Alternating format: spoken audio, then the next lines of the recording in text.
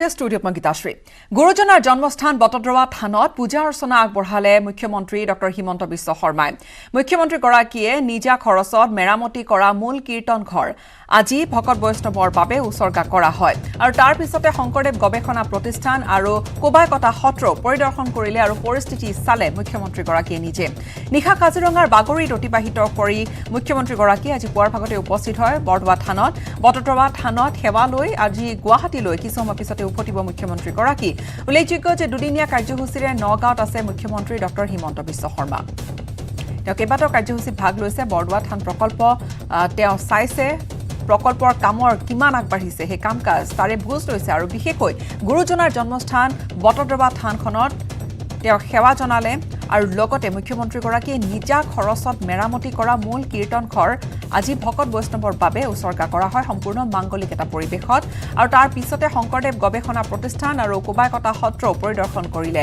মুখ্যমন্ত্ৰীগৰাকীয়ে মহাপুৰুষ শ্ৰীমন্ত শংকৰদেৱৰ জন্মস্থান হিচাপে বটদ্ৰৱা থান অসমৰ এক মহান ঐতিহ্য আৰু এই ঐতিহ্যক সংৰক্ষণ আৰু সংবৰ্ধন কৰাৰ বাবে ৰাজ্য চৰকাৰ আৰু অসমৰ ৰাইজে ইতিমধ্যে যথেষ্ট আঁচনি হাতত লৈছে বটদ্ৰৱা থানৰ সমীপত বটদ্ৰৱা থান পৰিচালনা সমিতিয়ে দিয়া ভূমিৰ ওপৰত ইতিমধ্যে এটা সুবিশাল প্ৰকল্প নিৰ্মাণৰ কাম দ্ৰুতগতিত চলিছে মহাপুৰুষগৰাকীৰ আশীৰ্বাদত এই কামফেৰা আমি অহা 2 বছৰমানৰ ভিতৰত অন্ততঃ প্ৰথম পৰ্যায়ৰ কামফেৰা সমাপ্ত কৰিব পাৰিম বুলি মনত আশা পুহি ৰাখিছোঁ আৰু 2026 চনৰ আগতে সম্পূৰ্ণ প্ৰকল্পটো আমি সম্পূৰ্ণ কৰাৰ বাবে প্ৰতিশ্ৰুতিবদ্ধ আৰু সেই দিশেৰে আমি কাম হাতত লৈছোঁ ভাৰতৰ সন্মানীয় গৃহমন্ত্ৰী অমিত শ্বাহ ডাঙৰীয়াই এই সুবিশাল প্ৰকল্পৰ আধাৰশিলা স্থাপন কৰিছিল আৰু এই প্ৰকল্পটো নিৰ্দিষ্ট সময়ত নিৰ্দিষ্ট লক্ষ্য নিৰ্ধাৰণ কৰি সম্পূৰ্ণ কৰাৰ বাবে আমি দ্ৰুতগতিত আগবাঢ়ি গৈছোঁ এই প্ৰকল্পৰ চলি থকা সময়তে বটদ্ৰৱা থানৰ মূল যিটো কীৰ্তন ঘৰ তাকো আমি এক প্ৰকাৰ ক'ব গ'লে ছমাহৰ ভিতৰতে নতুন ৰূপত সজাই পৰাই তোলাৰ বাবে সক্ষম হৈছোঁ এইবাৰ আমি দ্বিতীয় পৰ্যায়ত এই থানৰ যি প্ৰৱেশদ্বাৰ আৰু প্ৰৱেশদ্বাৰৰ লগত থকা যি কাৰ্যালয় বা সভাঘৰ আদি আছিলে তাক আমি অহা সপ্তাহৰ পৰা নতুন ৰূপত সজাই পৰাই তুলিব খুজিছোঁ ইয়াৰ ভিতৰত এটা আটকধুনীয়া সভাঘৰ থাকিব যাৰ বাবে আমি 4,21,70,000 টকা খৰচ কৰিম আমাৰ সত্ৰাধিকাৰসকলৰ আমাৰ প্ৰভু ঈশ্বৰৰ বাবে সত্ৰীয়া সৰা বা সত্ৰীয় চৰা এটা নিৰ্মাণ কৰা হ'ব তাতো প্ৰায় 3 কোটি টকা ব্যয় কৰা হ'ব আমাৰ প্ৰশাসনীয় ভৱন আৰু কাৰ্যালয়ৰ বাবে আমি 7,37 লাখ টকাৰে আন এটা সুন্দৰ সংযোজন আমি কৰিব বিচাৰিছোঁ দামোদৰ দেৱ যাত্ৰা যাত্ৰী নিবাস আমাৰ যিসকল ভকত বৈষ্ণৱ দূৰ দূৰণিৰ পৰা আহে তেখেতসকলৰ জিৰণি ল'বৰ বাবেও আমি দামোদৰ দেৱ যাত্ৰা যাত্ৰী নিবাস তাকো আমি 4,70 লাখ টকাৰে নিৰ্মাণ কৰাৰ বাবে আমি হাতত লৈছোঁ তাৰ লগতে আমাৰ ইয়াৰ তোৰণ আৰু সমগ্ৰ পথটো আমি সুন্দৰভাৱে নিৰ্মাণ কৰাৰ বাবেও 70 লাখ টকাৰ এখন আঁচনি হাতত লৈছোঁ অৰ্থাৎ আমি 19,97,86,652 টকাৰে এই কাম আমি হাতত লৈছোঁ আৰু এটা বছৰৰ ভিতৰত আমি এই কাম সম্পূৰ্ণ কৰিম এই কামখিনি বৰদোৱা প্ৰকল্পৰ বাহিৰত আৰু ইয়াতে চৰকাৰেও হাত উজাৰিব আৰু আমাৰ ব্যক্তিগত শুভকাংক্ষী সকলেও ইয়াত দান বৰঙণি আগবঢ়াব যাতে এই কাম আমি নিৰ্দিষ্ট সময়ত নিৰ্দিষ্ট লক্ষ্যত আমি শেষ কৰিব পাৰোঁ। আজি হৈছে এটা বিশেষ দিন। আজি এবছৰ পূৰ্ণ হ'ল কোভিড প্ৰতিষেধক প্ৰদান অভিযানৰ। সমগ্ৰ দেশজুৰি যি অভিযান সেয়া বিগত বৰ্ষৰ 16 জানুৱাৰী দিনটোতে আৰম্ভণি হৈছিল আৰু যোৱা বছৰ আজিৰ দিনটোতে যি আৰম্ভ হ'ল এই গোটেই ভেকচিনেশ্যন প্ৰক্ৰিয়া সৰ্ববৃহৎ এক টীকাকৰণ প্ৰক্ৰিয়া সমগ্ৰ পৃথিৱীৰ ভিতৰতে। এবছৰত 156 কোটি পালি ভেকচিন প্ৰদান কৰা হৈছে আৰু 76 কোটিৰো অধিক মহিলাক প্ৰদান কৰা হৈছে কোভিডৰ টীকা। 65 কোটিতকৈও অধিক হিতাধিকাৰীয়ে 70% প্ৰাপ্তবয়স্ক লোকৰ সম্পূৰ্ণ টীকাকৰণ হৈছে। গ্ৰাম্য অঞ্চলৰ প্ৰতিষেধক প্ৰদান কেন্দ্ৰসমূহত 99 কোটি পালি প্ৰতিষেধক প্ৰদান কৰা হৈছে। এতিয়ালৈকে 3,69,000 তৃতীয় লিংগৰ লোকলৈও প্ৰতিষেধক প্ৰদান কৰা হৈছে। 15 পৰা 18 বছৰ বয়সৰ 3 কোটিৰো অধিক কিশোৰ কিশোৰীয়ে লাভ কৰিছে কোভিডৰ ভেকচিন।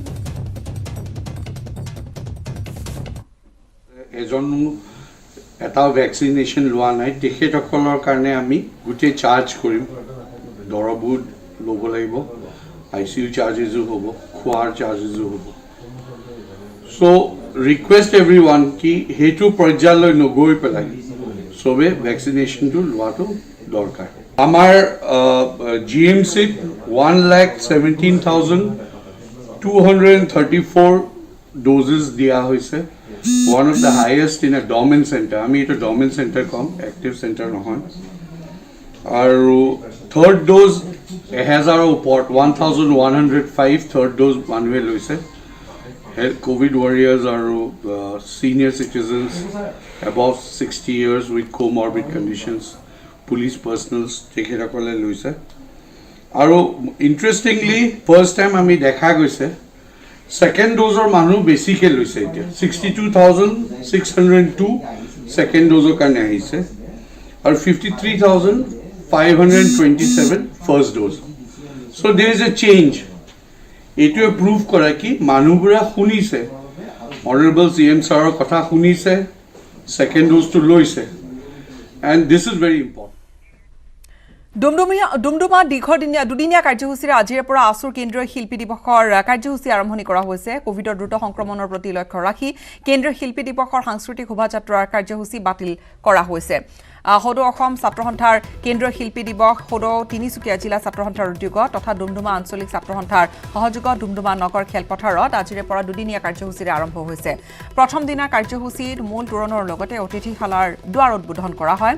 আজি দিনৰ ভাগত গ্ৰন্থমেলা তথা মঞ্চ উদ্বোধনৰ লগতে বিভিন্ন প্ৰতিযোগিতামূলক অনুষ্ঠান থাকে আৰু প্ৰতিযোগীসকলে আৰু বিভিন্ন বঁটা বিতৰণী সভাও অনুষ্ঠিত কৰা হয়। ডুমডুমা দুদিনীয়া কাৰ্যসূচীৰে আজিৰে পৰা আছুৰ কেন্দ্ৰীয় শিল্পী দিৱসৰ কাৰ্যসূচী আৰম্ভ। কোভিডৰ দ্ৰুত সংক্ৰমণৰ প্ৰতি লক্ষ্য ৰাখি কেন্দ্ৰীয় শিল্পী দিৱসৰ সাংস্কৃতিক শোভাযাত্ৰাৰ কাৰ্যসূচী সেয়া বাতিল হৈছে।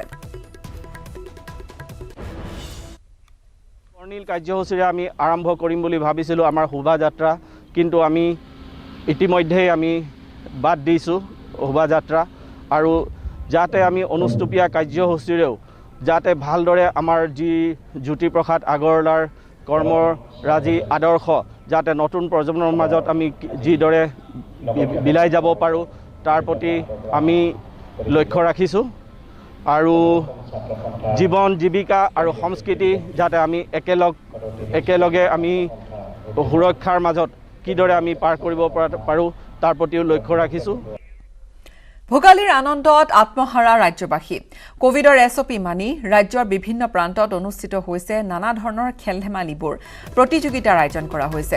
সমান্তৰালভাৱে তীৰ্থনগৰী হাজোৰ শিলিগুৰিতো ভোগালী বিহু উপলক্ষে অনুষ্ঠিত কৰা হৈছে পৰম্পৰাগত ঘোঁৰা খেল প্ৰতিযোগিতাৰ। নীলকণ্ঠ প্ৰগতি গোষ্ঠীৰ উদ্যোগত ব্ৰহ্মপুত্ৰ বালিচৰৰ প্ৰাকৃতিক পৰিৱেশৰ মাজত অনুষ্ঠিত হৈছে এই ঘোঁৰা খেল প্ৰতিযোগিতা। আৰু হাজো মুকালমুৱাকে ধৰি বিভিন্ন প্ৰান্তৰ পৰা ঘোঁৰা আহি এই প্ৰতিযোগিতাত যোগদান কৰিছে। উপস্থিত দৰ্শকে এই ঘোঁৰা খেল উপভোগ কৰি যথেষ্ট আমোদো পাইছে।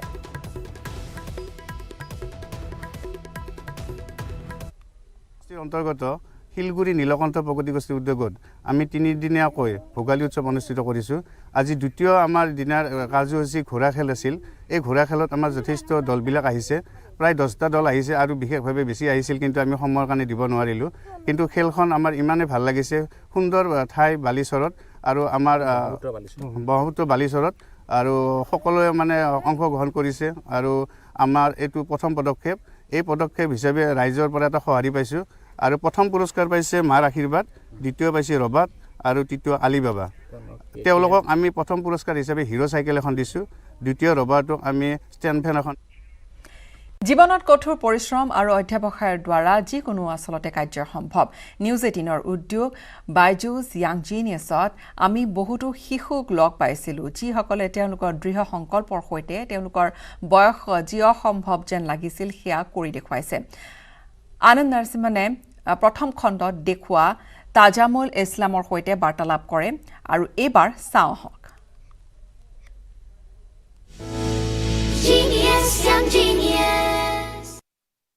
यंग जीनियस के इस सफर में हम कुछ ऐसे बच्चों से मिले जिनको देखकर ऐसा लगा कि काश हम में भी ये चमक होती, हम में भी ये हुनर होता, हम में भी ये जज्बा होता।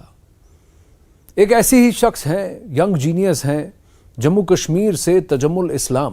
दूसरी बार किक बॉक्सिंग में वर्ल्ड चैंपियन बनी है तजम्मुल इस्लाम। तजम्मुल नमस्ते, हैप्पी 2022, कैसी हैं आप? मैं तो एकदम बहुत अच्छी, बस थोड़ी बहुत ज्यादा ठंड पड़ी है। अच्छा, एक बात बताइए कि आपको यंग जीनियस में आकर कैसा लगा?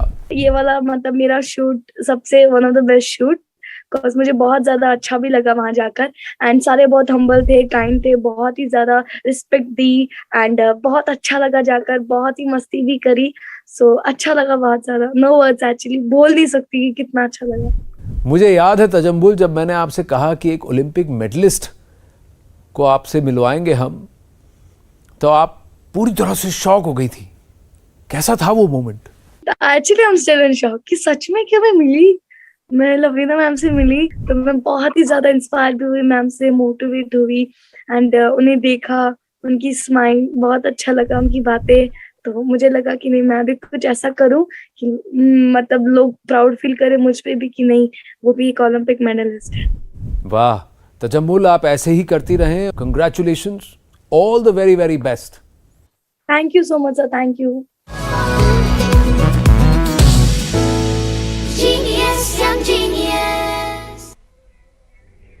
সময়খিনিতে এটা চমু বিৰতিৰ